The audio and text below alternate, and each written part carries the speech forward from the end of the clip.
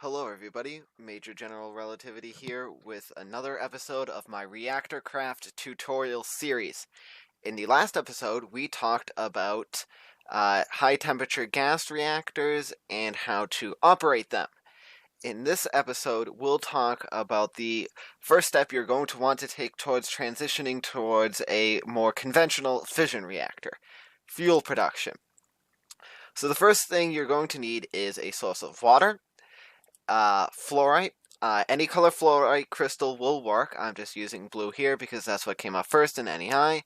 And then uranium ingots. It does not have to be reactor craft ingots. It can be any other type of uranium. They all seem to be reactor craft or rotary craft. I know Yellorium.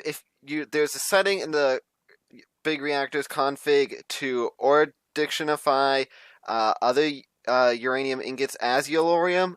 I'm not sure if it works the other way around if you don't have that set, but so long as that config setting is set to true, I know definitely yellorium ingots will also work as uranium for reactor craft. So what you're going to want to do is, I'm going to time set day,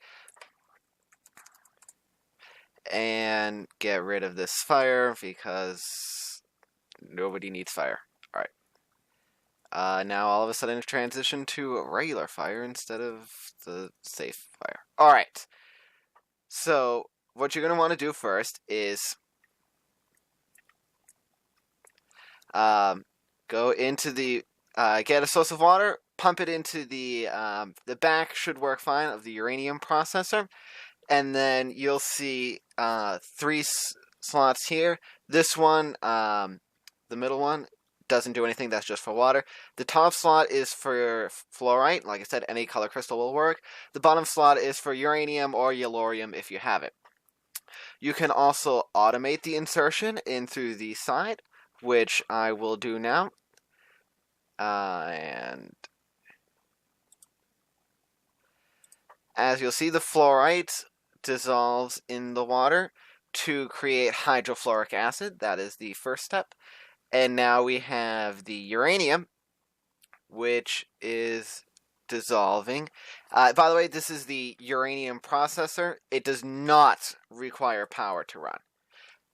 So you have the uranium ingots, and those dissolve now to create uranium hexafluoride, and then that got pumped out and put into the second machine, which is the isotope centrifuge. The isotope centrifuge does require power, and it has a buffer of uranium hexafluoride. I suppose you could maybe put it in with uranium hexafluoride in with buckets, but by far the most convenient way is to pump it in. Despite what I have shown here, we're gonna say that doesn't exist, and you want to pump it in through the top. And you'll want to apply power to it to confirm in the Reactor Craft Handbook. I believe it's 200 and... So you're going to need a minimum of 262,144 radians per second. Now, if you happen to have a microturbine, you can just run that through a 2 times speed gearbox, and that will require produce the minimum rotational force necessary. Here I have a industrial coil set to 2 million radians per second, which represents the rotational force a microturbine would produce when run through a 16 times speed gearbox. The microturbine would actually output slightly higher radians per second, but I couldn't be bothered to look up the actual value in the handbook, so I knew it was a little bit over 2 million. It's like 2,297,000, I think. But anyways, as you can see, it runs very slowly. So, one of the good things you can do is, once you get a fission reactor and a turbine, pipe some of that off, and then do something like this. That is 20 million radians per second, and now it's a whole lot faster. So as you'll see, you'll get a lot of depleted uranium dust. We're going to hold on to this. and then it will produce something else, maybe. Eventually, we're going to cut to that. And we're back. And it produced enriched uranium dust. So the thing you've noticed already is that I have already over a stack of depleted uranium dust, but only some 6 enriched uranium dust. And as you note, it's very efficient with using that uranium hexafluoride. I started out with 3 stacks, and now I only have like 2 3/4, but it's already produced quite a lot of fuel. So now that you have that, for a conventional fission reactor, all you do is just place the 4 enriched uranium dust in a square, and that will give you 2 uranium fuel pellet fresh. You can put that directly into a fission core. Let's see, actually it's technically called a fuel core. I think they should have called it fission, but they don't ask me. So you put it in there, it'll automatically filter in down to the bottom.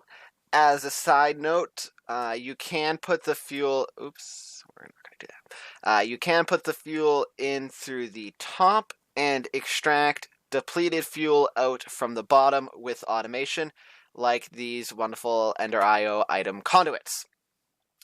The other thing you can do is, this is my personal favorite way of dealing with depleted uranium, is to combine it with some enriched uranium to produce a magical substance known as breeder reactor fuel.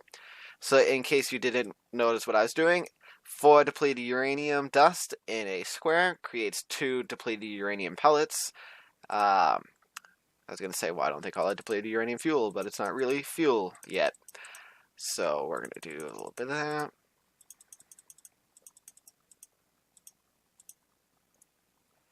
And then you do it in a plus shape, so you have the depleted uranium here.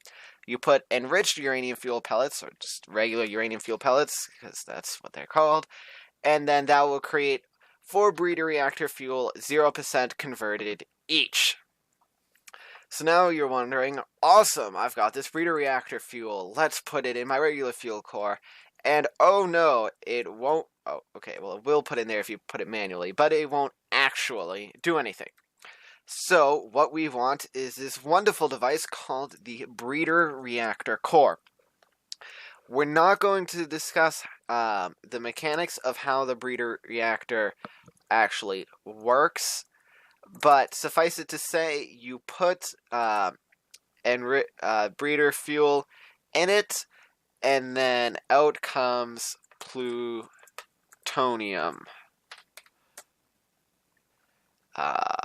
Here we go. Plutonium fuel pellets. And it promptly drains all of my armor's reserves. Awesome. So you put that in a regular fuel core, and then it begins operation. So those are the 2 fuels you'll need in order to, well actually 3 fuels you'll need in order to operate either a fission reactor or a breeder reactor. As a quick notice, I'm going to get rid of that. Plutonium and uranium will not fit in the breeder reactor core, and breeder fuel will not fit in the fuel core because it works differently because of physics. Awesome. So that's how you make the fuel for a typical fission reactor. Thorium reactors will be discussed at a later date because they're different and I haven't figured out how to work them yet. Should probably do that. But for now, that's all. This is a short episode because it's not super complicated. So stay tuned for the next episode in which we will record, I will record an episode where we deal with how to actually run a fission reactor. See you soon.